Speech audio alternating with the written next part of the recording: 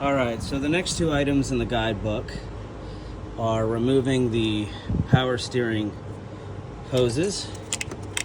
Looks like one comes right into here, so we have one in the motor. And then we have the other one, which goes down into the power steering box. And the other item after that would be the starter. So we have the starter down here. This wire's in the way. So this is the wire that's connected to the starter, and then the actual bolts to take the starter out. You see one there, and then there's going to be one on the bottom. So I'm guessing the easiest way to do this would be to come up underneath here, where I can see that starter bolt and grab it right there. I just come over here. So you see I got one bolt I could easily grab, and then the other one is going to be right there. I should be able to grab that bolt.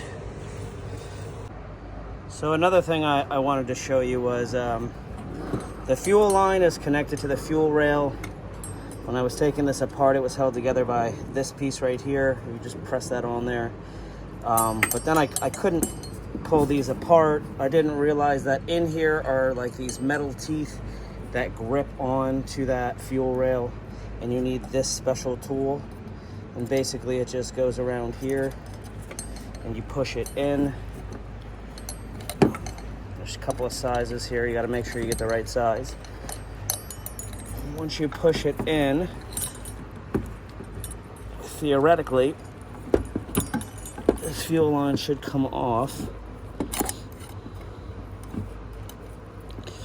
So let's see here.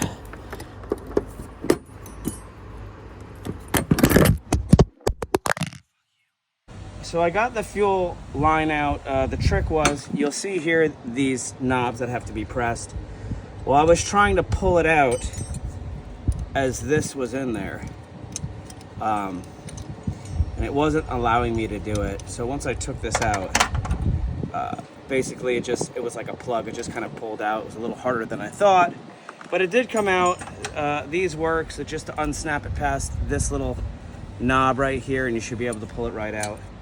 Now, before I take the starter off, I am going to take the ground wire off the block, off the engine.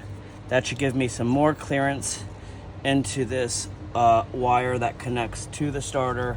And then I'm going to zip tie all of this and this back over here so it's out of the way. All right, so I'm going to disconnect the power steering pump and the hose to the power steering box. I'm going to use these, not because I need to use these, but because when you get a new tool from Harbor Freight, you got to use them.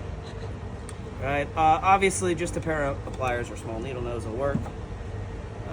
So this one, let me just see if I can pull this off here. A little tight.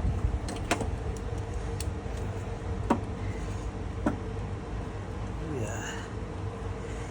All right, that's nice and tight there. It's like I don't want to snap this plastic off the power steering here. So what I think I might just do, all right, what I think I might do, because I'm going to replace this hosing anyway, I might just cut this hose and let's just see how. So I'm going to take some snips. This one is clearly not a pinch.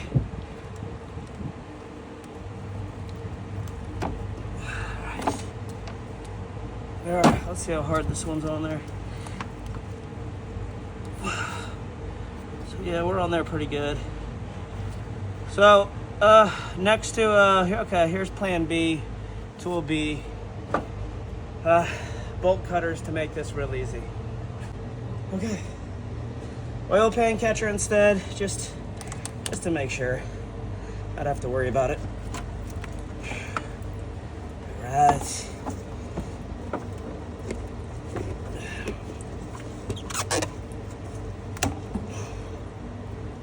go. Make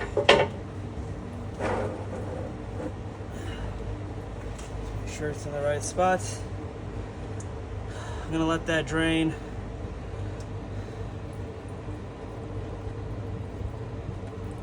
Ready?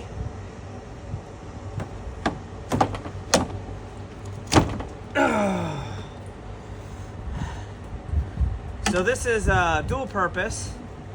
Not only was I able to cut that hose, but now I'm going to use this to grease the garden shears.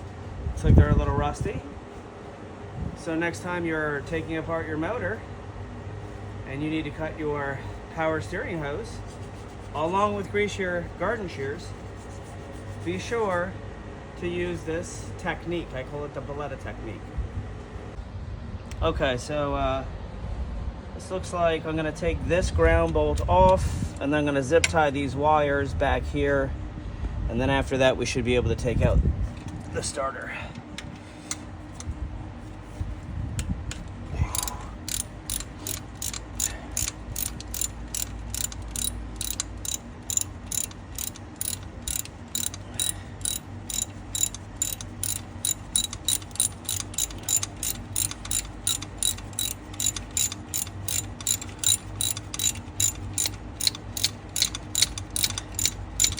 Obviously, if you have an impact gun, go nuts. I didn't feel like taking it out for this.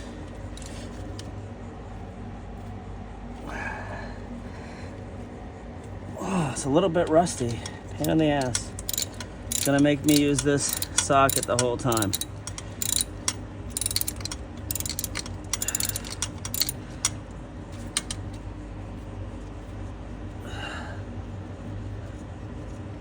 Okay, so now what I'll do is when I take these off, I'm also gonna go get some tape and I'm gonna mark these so I know exactly what they are when things do go back together.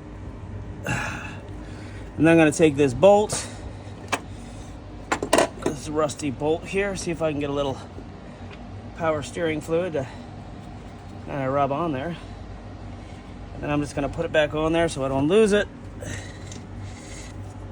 And it looks like I could take this secondary bolt off right here, which is holding the support for the dipstick. But for now, I'm gonna leave it on there. And you'll see it's like that double bolt tight. Bolt on bolt. Bolts on bolts on bolts. So you'll see that one right there. If I unscrewed that, looks like this whole dipstick would come off. So let me label these. I'm gonna zip tie everything to the side. All across the motor they have these. I have this little tool, it's pretty cool, where they just put the harnesses for the wires in certain spots. And it's gonna be hard to zip tie these if they're hooked to the engine. So you just get under here.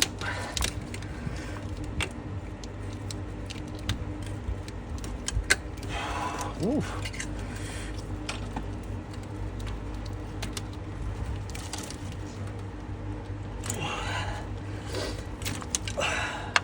Usually it's a little easier than that, but that one was not easy at all.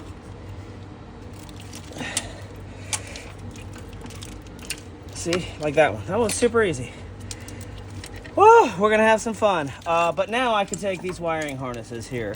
Now it looks like the last one that's connected here is this to the alternator. And I feel a little button here. I can't see it very well. I don't know if you come in here you could see it. But this little wire. And then once I disconnect that, I could pull all these wires off and zip tie them. So let me get some needle nose. All right, so it was kind of a bitch with the needle nose, so if I'm being honest, I just took the needle nose and pressed up against the button. I took my finger and I slid this wire off.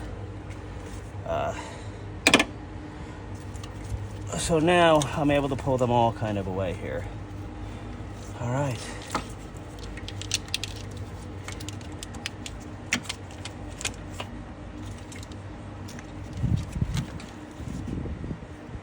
Okay. So the fun part about this channel is I've probably watched 150 videos of people taking apart or taking out their engines from their car, and damn, do they make it look easy.